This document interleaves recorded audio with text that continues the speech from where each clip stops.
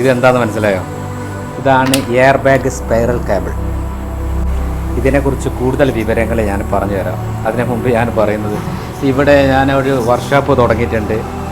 Golden ship user spare parts and മെക്കാനിക്കലാണ്. Musaffah സണയിൽ 23-ലാണ്.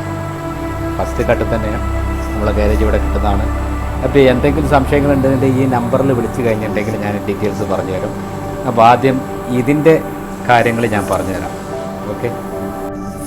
Air bag spiral cable അല്ലെങ്കിൽ clock spring steering എന്ന് 2 പേരിൽ ഇതിനറിയപ്പെടും.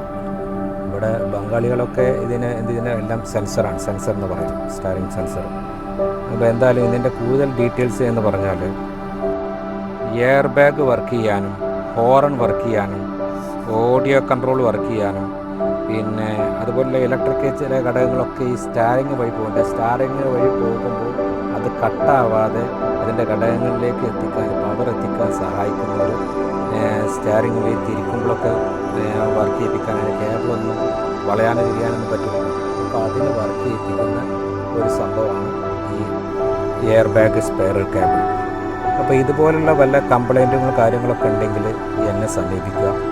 ഇവിടെ മുസഫ 23-ലുണ്ട് ഞാൻ. അപ്പോൾ വണ്ടികൾ സംബന്ധമായ എന്ത് അസുഖങ്ങളുണ്ടെങ്കിലും എന്നെ സമീപിക്കുക, അല്ലെങ്കിൽ എൻ്റെ നമ്പറിലേക്ക് വിളിക്കുക. അതിൻ്റെ റിപ്ലൈ തരുന്നതാണ്. നിങ്ങൾ എല്ലാവരും സഹായം എനിക്ക് വേണം. പിന്നെ എൻ്റെ പേജൊന്ന് സബ്സ്ക്രൈബ് ചെയ്യുക, ലൈക്ക് അടിക്കുക, സപ്പോർട്ട് ചെയ്യുക. കംപ്ലൈൻറ്റുകൾ ഉണ്ടെങ്കിൽ വരിക. വലിയ റേറ്റും കാര്യങ്ങളൊന്നും വാങ്ങിക്കില്ല, മിതമായ റേറ്റിൽ നിങ്ങൾക്ക് നല്ല ഹെൽപ്പായിട്ട് ഞാൻ കൂടെ ഉണ്ടാവും. അപ്പോൾ ഏറെക്കുറെ താങ്ക് യു വെരി മച്ച്.